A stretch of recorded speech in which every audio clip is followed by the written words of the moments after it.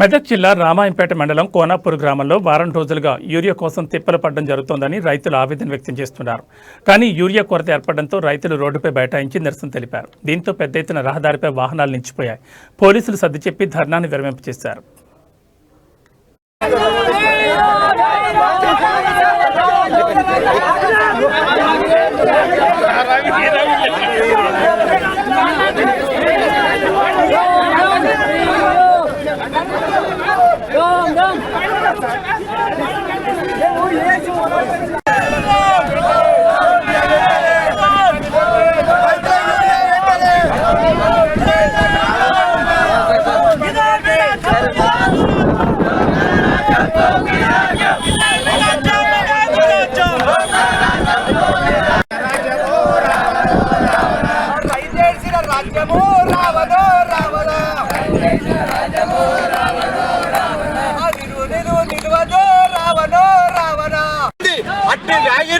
తుమ్మల వాళ్ళ వ్యవసాయ శాఖ మంత్రి వాళ్ళ జిల్లాకు తీసుకుపోవడం జరిగింది.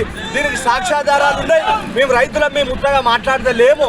మా గ్రామానికి మా సొసైటీకి యూరియా కేటాయించబడలేదు.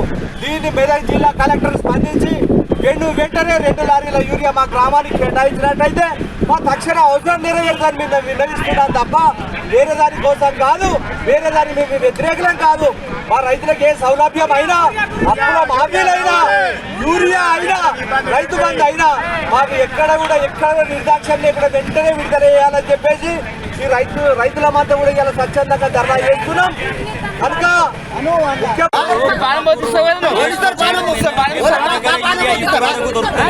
సకాలంలో ప్రభుత్వం కాంగ్రెస్ పార్టీ ఇప్పటికైనా విఫల్యమైంది.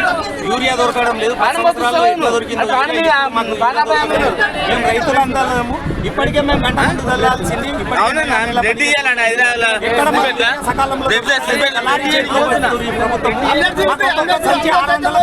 సార్ ఏమని చేస్తాం మేము? 600 కోట్ల బ్లాక్ లో తీసుకుంటాం. 280 రూపాయల యూరియాకు 600 బ్లాక్ లో దొరకడం సార్ దళారీ చేతుల్లో పెడుతూ ఈ కాంగ్రెస్ ప్రభుత్వం వద్దనే మేము